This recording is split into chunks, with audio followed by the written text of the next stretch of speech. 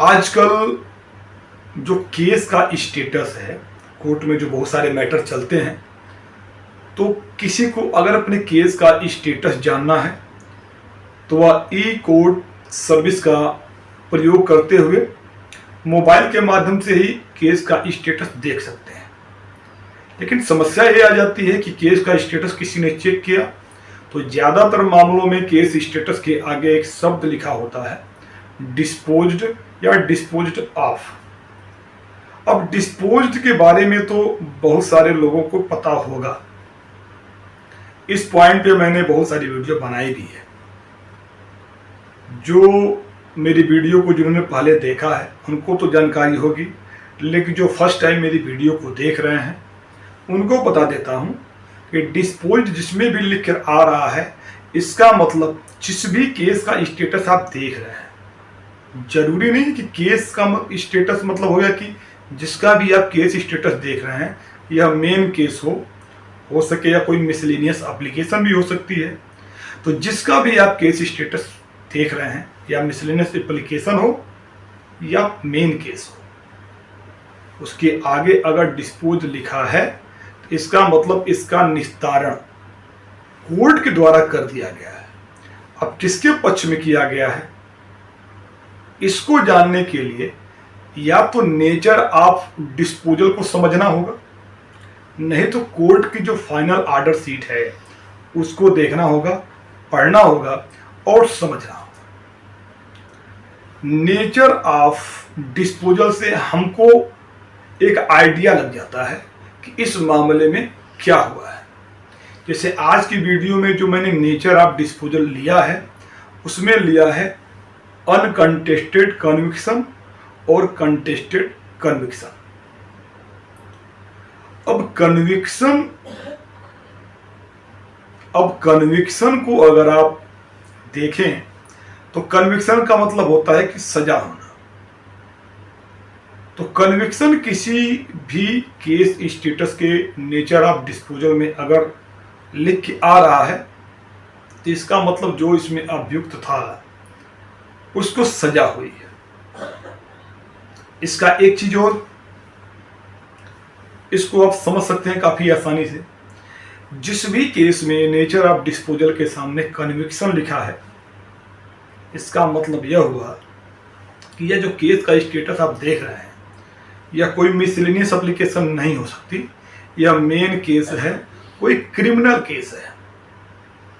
किसी criminal case में chargesheet दाखिल की गई है, उसी मेन केस का यह केस स्टेटस बता रहा है। अब बात यह आती है कि क्यों बहुत सारे नेचर ऑफ डिस्पोजल में अनकंटेस्टेड कन्विक्शन लिख के आता है और बहुत सारे में कंटेस्टेड कन्विक्शन लिख के आता है। इसको भी आप समझ सकते हैं। होता क्या है, जब भी कोई मुकदमा पंजीकृत होता है तो उस मुकदमे में विवेचना होती है एक आईओ महोदय के द्वारा, और जब विवेचना खत्म हो जाती है तो आईओ महोदय के द्वारा जो चार्जशीट होती है वो अफसर इंचार्ज जो थाने के होते हैं उनके पास दाखिल की जाती है। वह उसको फॉरवर्ड करते हैं अपने सुपीरियर अफसर को, और सुपीरियर अफसर के माध्यम से जो चार्जशीट होती है वह कोर्ट में आती है, कोर्ट में दाखिल की जाती है। जब चार्जशीट कोर्ट में दाखिल होती है तो संभवतः जो थाना होता है उसकी एक कोर्ट होती है जिसको हम इलाका कोर्ट कहते हैं। तो इलाका कोर्ट में ही उसको दाखिल किया जाता है, यानी जिस कोर्ट में उस थाने की जुडिक्शन आती है उसमें वह चार्जशीट जाती है।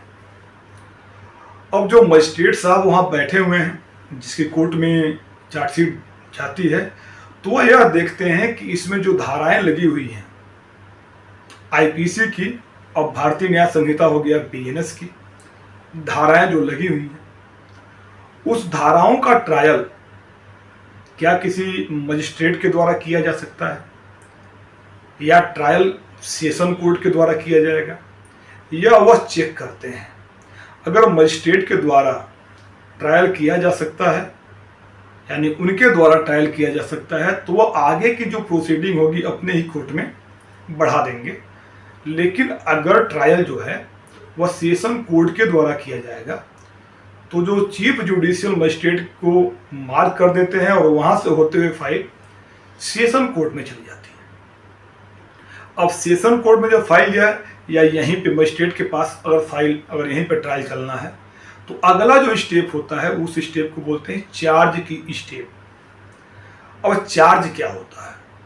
चार्ज में जो प्रोसिक्यूशन के द्वारा जो आरोप लगाए गए हैं उस आरोप के बारे में बताया जाता है अभियुक्त को कि आपके ऊपर फला फला आरोप लगाए गए हैं, आपके द्वारा फला फला यह अपराध किया गया है।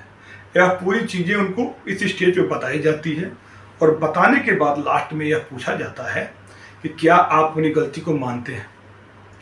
अगर अभियुक्त जो भी है अपनी गलती को स्वीकार कर लेता है, जिसको हम लीगल टर्म में प्लीड गिल्टी बोलते हैं, यानी प्लीड गिल्टी करता है, तो जब उसने उस अपराध को स्वीकार कर लिया तो उसके बाद तो कुछ बचा नहीं। जज साहब को फैसला देना होता है कि कितनी सजा देंगे। तो अगर उसी स्टेज पे या किसी भी स्टेज पे, उसके आगे की भी स्टेज पे अपनी गलती को मान ले अभियुक्त, तो इसका मतलब उसने विरोध नहीं किया प्रोसिक्यूशन का, प्रोसिक्यूशन के द्वारा जो आरोप लगाए गए उसको स्वीकार कर लिया। तो ऐसे केस में जो स्टेटस शो कर रहा है वो शो करेगा अनकंटेस्टेड कन्विक्शन, क्योंकि गलती मानी है तो जज साहब सजा देंगे उसको। कितने दिन की सजा देंगे इसको जानने के लिए फाइनल ऑर्डर की कॉपी कोर्ट से लेनी होगी, अगर ऑनलाइन अपलोड नहीं किया गया है तो। लेकिन अगर चार्ज के स्टेट पे वह अभियुक्त यह कहता है कि जी नहीं, मैं अपनी गलती को नहीं मानता हूं, मैं ट्रायल लड़ूंगा इसका, और जो ही वो बात खाता है उसके बाद जो चार्जशीट में जो लिस्ट ऑफ विटनेस दिए गए होते हैं सभी विटनेस को एक एक करके कोर्ट में बुलाया जाता है, उनका एग्जामिनेशन होता है। जब उनका एग्जामिनेशन हो जाता है तो उसके बाद जो अभियुक्त होता है उसका स्टेटमेंट कोर्ट में होता है और जज साहब के द्वारा यह पूछा जाता है उस अभियुक्त से कि क्या अपने बचाव में आप कोई गवाह लाना चाहते हैं। तो अभियुक्त के पास अगर कोई गवाह है तो वो अपनी गवाह को लाएगा कोर्ट में, उसे एग्जामिनेशन उसका करवाएगा।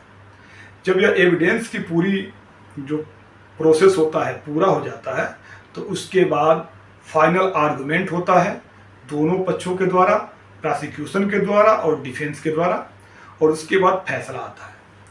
तो जिस मैटर में पूरा एविडेंस होके फाइनल आर्गुमेंट होके उसके बाद फैसला दिया जाता है, तो वैसे मामले में फैसला में अगर सजा हुई है उस अभियुक्त को तो चूंकि लड़ा गया है, इस मामले में केस लड़ा गया है एक दूसरे से, डिफेंस ने प्रोसिक्यूशन की बातों का विरोध किया है, तो यहाँ लिख किया जाएगा कंटेस्टेड कन्विक्शन।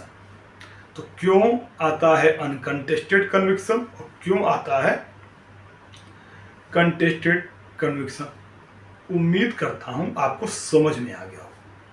एक चीज और ध्यान दीजिएगा, जिस भी मामले में कन्विक्शन शब्द लिख के आ रहा है इसका मतलब कि वह आपराधिक मामला का मेन केस डिसाइड हुआ है, कोई मिसलेनियस एप्लीकेशन डिसाइड नहीं हुई है। मिसलेनियस एप्लीकेशन में सजा नहीं होती है, वह मिसलेनियस एप्लीकेशन की जो प्रेयर होती है उसके अकॉर्डिंग अलाउ उस प्रेयर को किया जाता है या नहीं किया जाता है। उम्मीद करता हूँ दी गई इन्फॉर्मेशन आपको समझ में आई होगी। फिर भी अगर आपके कोई सवाल हैं, कोई सुझाव हैं, मुझे कमेंट बॉक्स में लिखिए, प्रयास करूँगा कि उत्तर जल्द से जल्द दे सकूँ। Thank you for watching.